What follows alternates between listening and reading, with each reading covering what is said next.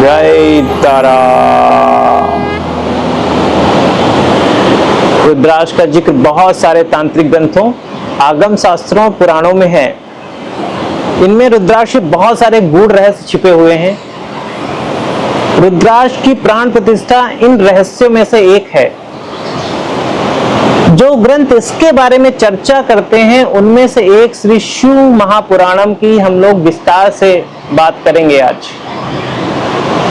ये जो विशेष प्राण प्रतिष्ठा की प्रक्रिया है, इसमें होता क्या है और यदि यह ना की जाए तो क्या क्या अनर्थ हो सकता है, इसको भी हम जानेंगे।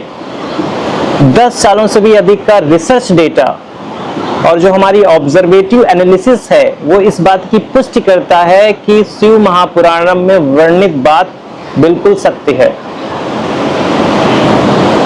इसको समझने से पहले हमें जानना होगा कि रुद्राक्ष में पावर है वो कैसे आती है।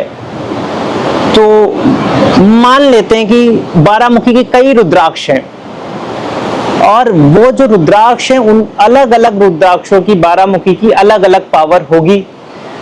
अब होता क्या है कि जो रुद्राक्ष का पेड़ है वो जमीन से बहुत सारे तत्वों को एब्जॉर्ब करता है। तो जब जगह बदलती है तो तत्व कम या ज्यादा हो जाते हैं।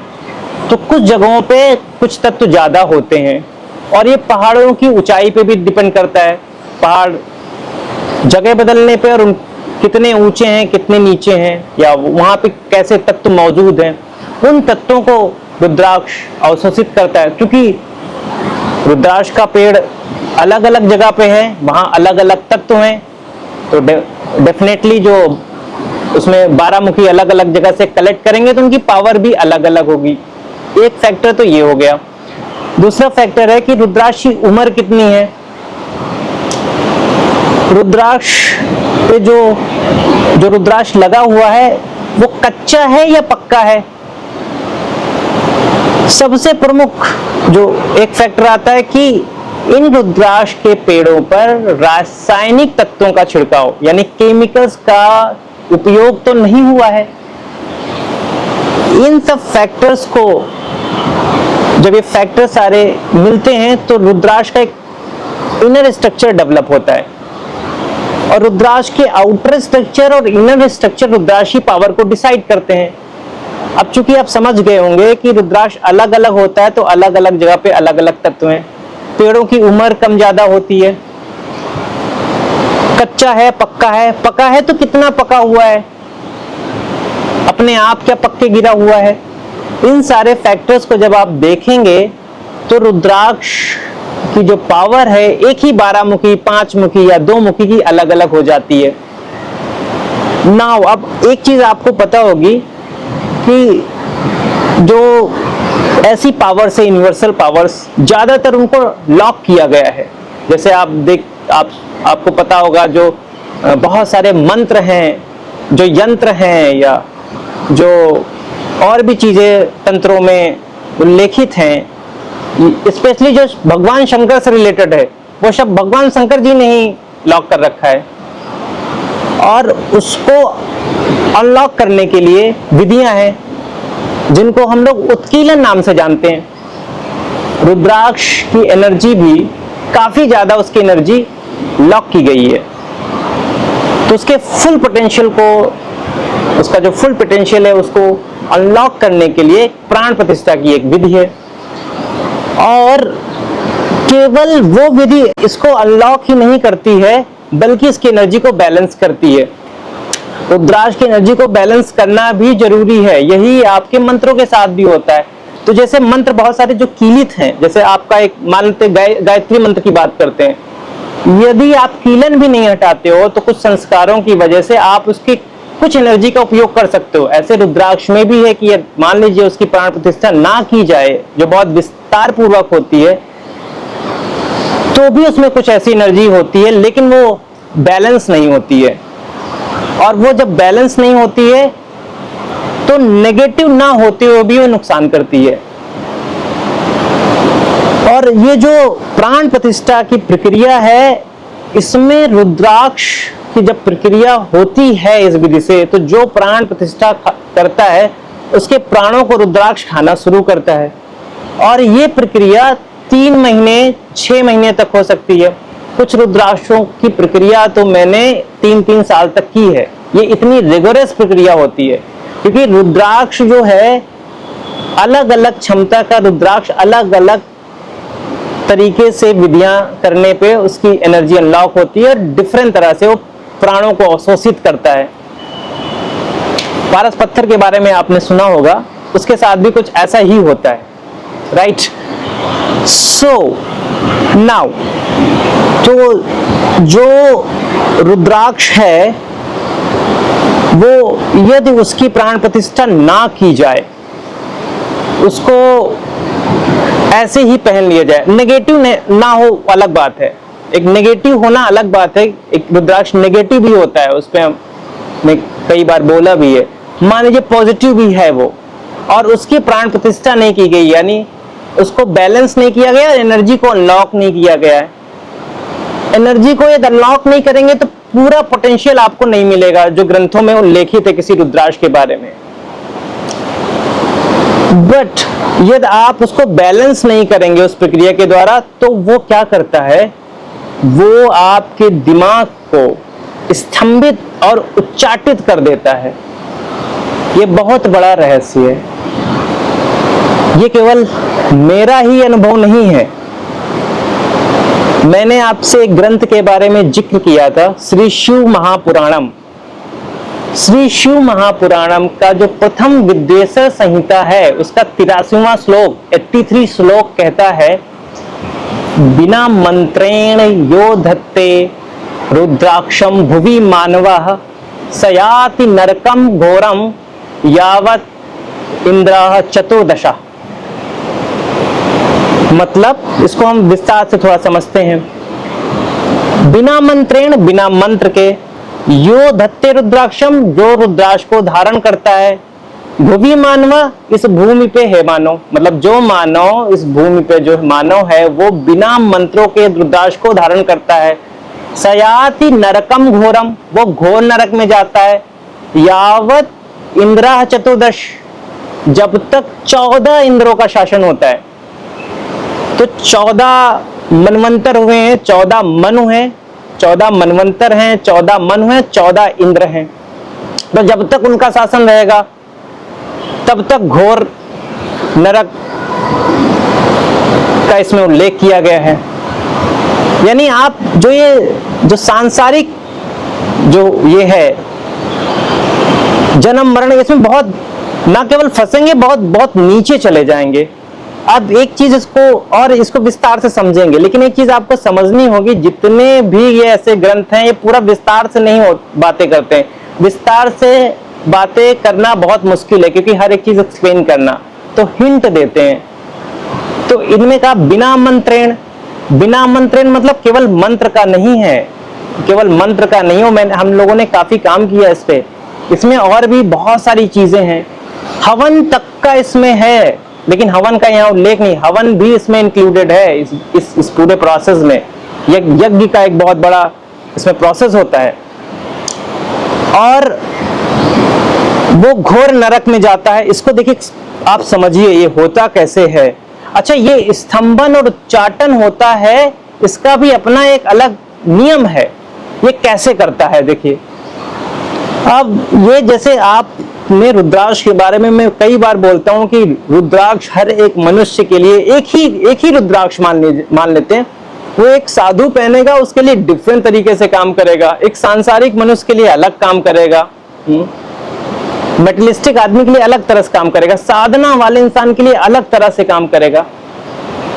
एक ही रुद्राक्ष।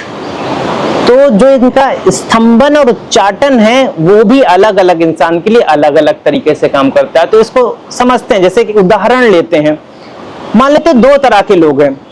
तो जैसे एक इंसान है जो ज्यादा दिमाग का यूज नहीं करता।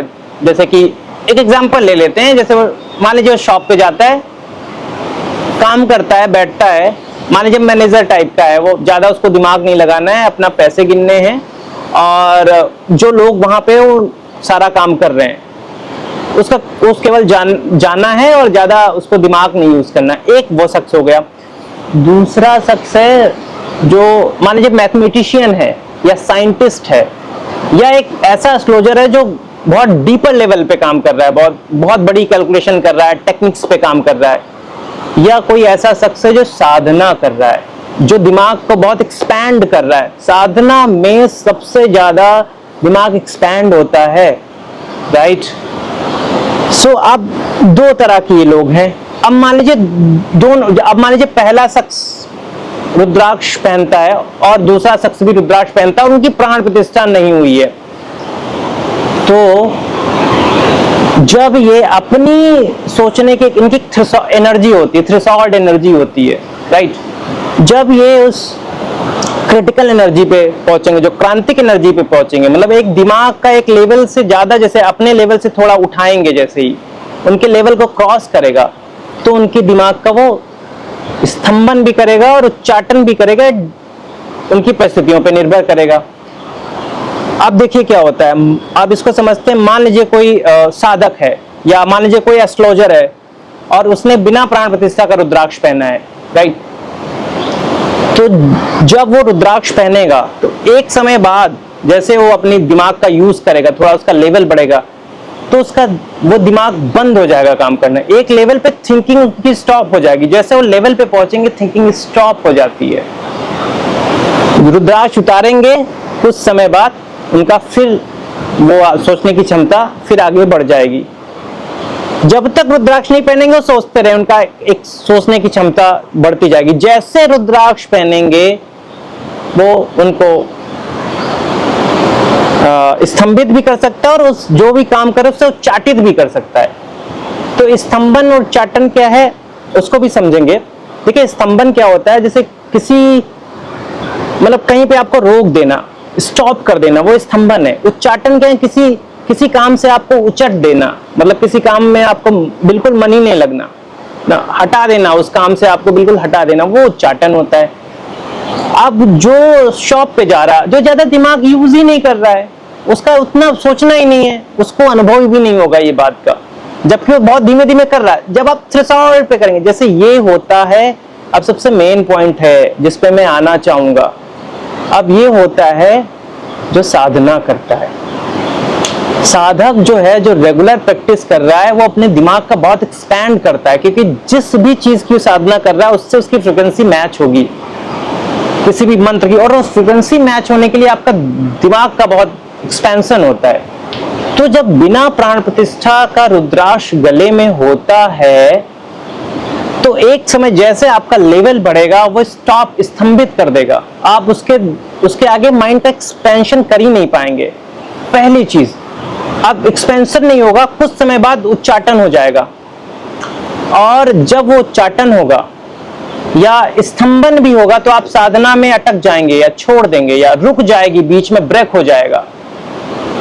तो जो ब्रेक होगा वो सबसे मतलब जो आपकी साधना होती है, किसी साधना को ब्रेक नहीं होना चाहिए। ये आपको एक अपने दिमाग में बात हमेशा रखनी है कि आपने मान लीजिए कोई संकल्प लिया है 3 महीने 4 महीने का, वो अलग बात है, लेकिन आप डेली उपासना किसी देवता की कर रहे हैं, बहुत अच्छे से कर रहे हैं, जैसे बहुत सारी जो क्लिष्ट उपासनाओं में किसी बीज मंत्र का भी आप कर रहे हैं, वो बीच में रुकना नहीं चाहिए।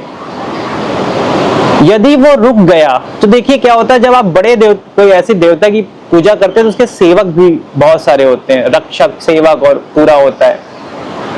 तो पहली बात तो वो भी नाराज होते हैं, उनको छोड़िए। क्या होता है जब आप ऐसी साधनाएं करते हैं तो बहुत सारी नेगेटिव एनर्जीज हैं, या जो स्पेशली जो प्लैनेट्स हैं वो आप पे गलत इफेक्ट नहीं डाल पाते हैं जब तक आपके आसपास वो ऊर्जा रहती है। आप जब उसको बंद करते हैं तो ऊर्जा का क्षरण होता है। तो जो समस्याएं आपकी रुकी हुई थी या जो प्लैनेट्स रुके हुए थे आपके ऊपर बुरा इम्पैक्ट या मैलेफिक इम्पैक्ट नहीं कर पा रहे थे, वो आपके ऊपर पूरी क्षमता से मैलेफिक आपके ऊपर इफेक्ट डालते हैं। तो देखा होगा जो पूजा पाठ कर रहे हैं, या ऑब्जर्व कीजिएगा आप, जो पूजा पाठ कर रहे हैं उन्होंने लंबे समय तक छोड़ा है तो ये समस्या आई है।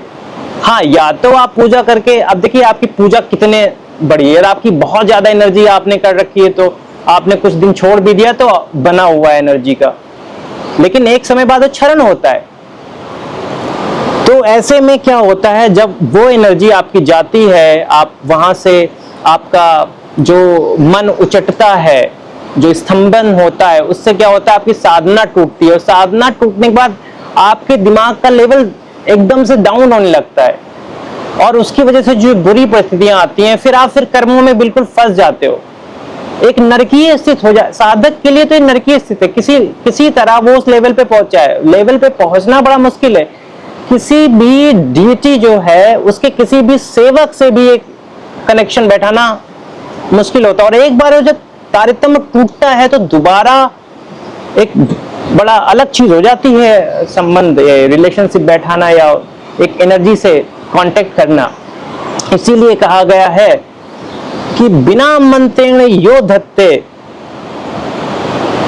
रुद्राक्षम भुवि मानवाः सयाति नरकम घोरम यावत इंद्रः चतुर्दश।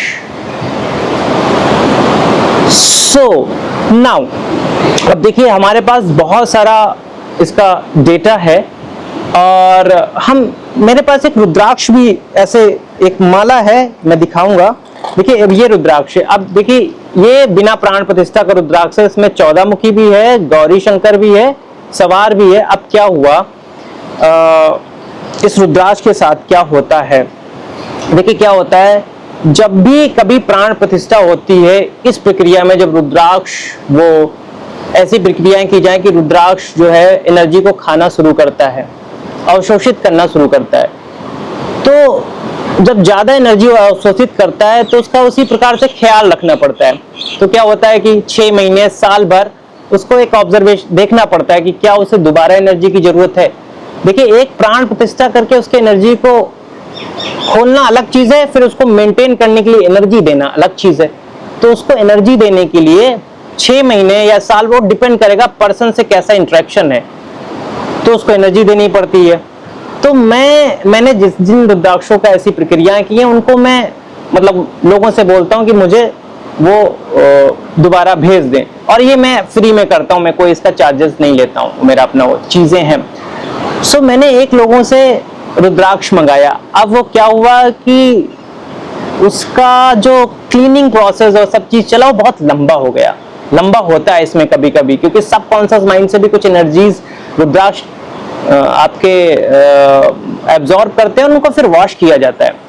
तो लंबा प्रोसेस हो गया। और इस बीच क्या हुआ कि उनके पास कुछ रुद्राक्ष थे जिनको मैंने पहले भी मना किया था कि ये नेगेटिव है और इनको मत पहनना। बट क्या होता है, किसी कारणवश या मतलब कभी कभी ग्रह भी ऐसा कराते, क्योंकि कोई पावर थी नहीं उनके पास, जो भी ग्रहों को कराना था, जो भी, उन्होंने ये रुद्राक्ष ये पहन लिए। एक 2 मुखी इनके पास था, ये भी उन्होंने ब्रेसलेट की तरह इसको पहन लिया, ये 2 मुखी। अब उन्होंने अच्छा मुझको बताया नहीं, एक बार बात हुई हमारी रिसर्च डेटा एनालिस्ट से, तो उन्होंने बताया, मैंने पहना है उसको। और मेरे साथ एक बहुत मतलब अच्छा काम अभी ये हो रहा है कि जो मैं पूजा पाठ करता था, जैसे कि मैं पुष्प अर्पित करना या धूप बत्ती, या इसमें अब मैं इससे अब मेरा मन नहीं इसमें, मतलब इतना मेरे को अच्छा नहीं लगता है। तो इट्स अ गुड, मतलब उनको लगा कि वो परे हो गए उन चीजों से, कि उनका अभी पूजा पाठ से ऊपर निकल, उन्हें ऐसा लगा। बट ऐसा नहीं था। ये जब पूजा पे बैठते थे, ये एनर्जी थी। अब आप हमें कमेंट करके बताएंगे कि यहाँ पे उनके साथ ये स्तंभन हो रहा था कि उच्चाटन हो रहा था। और जब मेरा जब जो उनकी माला थी उसका जब मैं प्रोसेस करके दोबारा गया और ये उतारा उन्होंने, और फिर अब जो मेरी वाली माला उन्होंने पहनी, तो फिर पूजा पाठ और धूप बत्ती सब करने लगे। अब देखिए हो क्या रहा था, ये जो रुद्राक्ष थे ये अपना जो कर रहे थे, वो आप बताएंगे उच्चाटन कर रहे थे कि स्तंभन कर रहे थे। वो इनको करते करते इनको अलग कर देते, पूजा पाठ से बिल्कुल अलग कर देते। ऐसा होता है।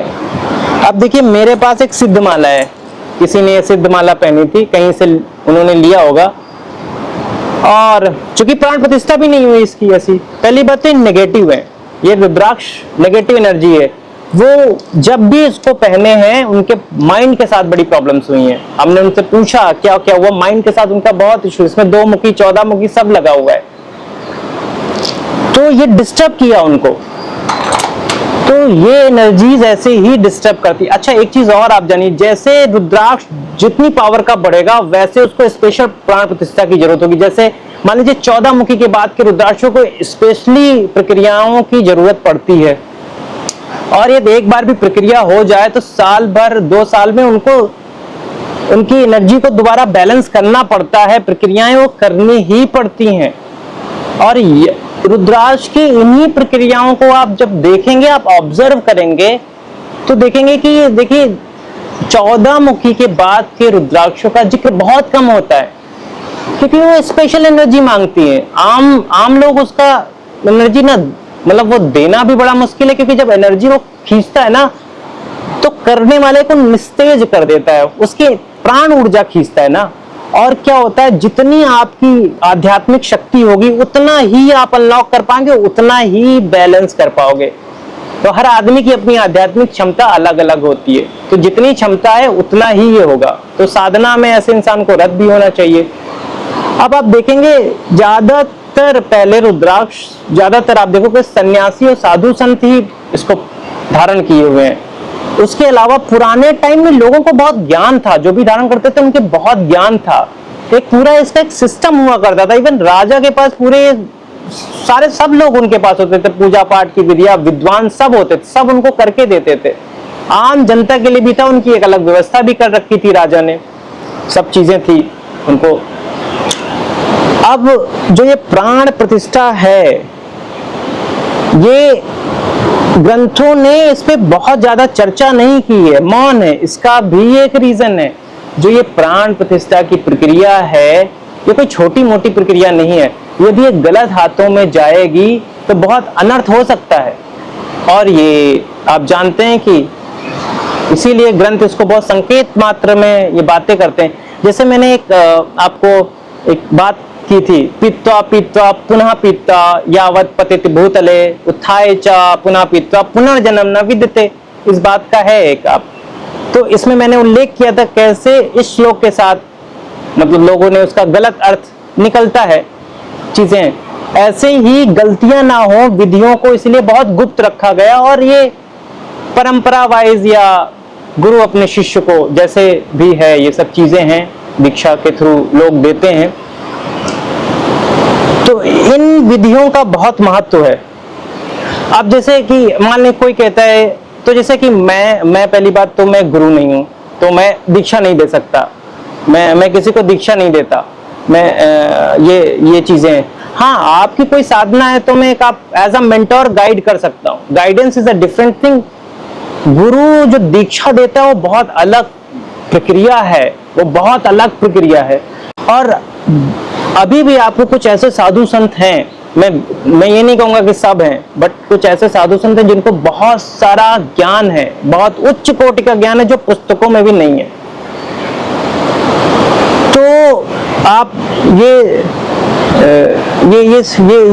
जो रुद्राक्ष के पीछे जो है, जैसे कि ना लोग रुद्राक्ष पहनते हैं, एक तो होना नेगेटिव होना, एक तो नेगेटिव होता है रुद्राक्ष, वो अलग बात है। मेरे पास जैसे 17 मुखी का, जैसे मैंने 17 और 18 मुखी का मैंने देखा है, लोगों ने 17 और 18 मुखी पहने और उसके बाद उनके लाइफ में जो तांडव हुआ है। मेरे पास कई लोगों ने ये अपना रुद्राक्ष कहीं से लेके पहना, और जैसे मुझसे कहते हैं, तो मेरे पास तो नहीं, उपलब्धि नहीं है। 17 मुखी के बारे में कई बार बोल चुका हूं कि मेरे पास 17 मुखी नहीं है, उस हाई लेवल का 17 मुखी नहीं है। और जो भी इतने टाइम में एक शख्स है हमारे पास, एक जो है जो साधना करते हैं, उनके लिए मैं एक रुद्राक्ष पे काम कर रहा हूँ 17 फेज पे, और काफी टाइम से उनका वो है। तो इतने सालों में अभी उनको जाएगा तो शायद ये दूसरा 17 फेज होगा 2021 के बाद।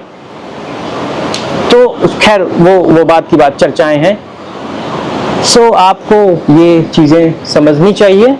और प्लीज कमेंट करके जरूर बताइए कि आपने जो रुद्राक्ष पहने हैं और जिनका इतना विस्तार से प्रोसेस नहीं हुआ, जिसमें महीनों लगते हैं, रुद्राक्ष प्राणों को खाता है, जिसमें तो आपके साथ अभी क्या क्या हुआ है, मतलब किस टाइप का चीजें हुई हैं, जो भी है आपके positive, negative, neutral, whatsoever, so please ये आप हमें कमेंट करके बताइए।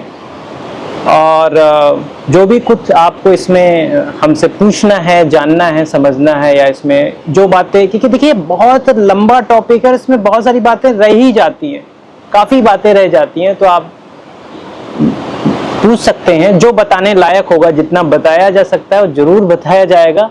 और जो श्लोक है ये जिसका मैंने उल्लेख किया है, ये श्री शिव महापुराणम जो है, इसकी जो विद्वेश्वर संहिता है, इसका पंचविंशो अध्याय है। पंचविंशो मतलब 25वां अध्याय है, उसका ये 83वां श्लोक है, तो आप इसको वहां देख भी सकते हैं। ऐसी बहुत सारी चीजें जो हैं वो ग्रंथों में दी गई हैं, और कुछ इसके उलट भी दी गई हैं, उस पर कभी चर्चा करेंगे हम लोग। और यही देखिए, यही रिसर्च है कि आपको कोई चीज आप अनुभव करते हैं तो उसको खोजते हैं कि कहीं ग्रंथ में कहीं लिखी है क्या ऐसी चीज, और जब उसको पाते हैं तो आपका एक जो अनुभव होता है सटीक बैठता है। दूसरी चीज है, कभी कभी होता है कि ग्रंथ में कोई चीज लिखी है तो उसको भी आप अपने लेवल पे जो भी है उसको, यदि आप उसको आप प्रैक्टिकल कर सकें तो दैट इज वेरी गुड। यही सब रिसर्च होता है। मुझे लगता है ये बात बहुत लंबी हो गई, लेकिन ये बात बताना बहुत जरूरी था। मैं काफी टाइम से इन सब चीजों के लिए चुप था, क्योंकि देखिए बहुत सारी चीजें आप YouTube पे आके बताना मतलब मैं उचित भी नहीं समझता हूँ, बट क्या होता है कभी कभी परिस्थितियां ऐसी पैदा होती हैं। अभी मैं कितने सालों से देख रहा हूँ लोग बिल्कुल परेशान हो रहे हैं। मेरे पास आए दिन फोटोज या सब चीजें आती है। देखिए फोटो से बहुत कुछ नहीं बताया जा सकता है। फोटो कभी भी रुद्राक्ष की फोटो से बहुत कुछ नहीं जज होता है कि उसकी एनर्जी कितनी। एनर्जी तभी जज होगी जब वो हाथ में आएगा। एनर्जी डिस्टर्बेंस के ऊपर भी हमने पहले बात की, लेकिन मैं विस्तार से कभी बात करूंगा। आज्ञा दीजिए। जय तारा, जय मां तारा रक्षा करे।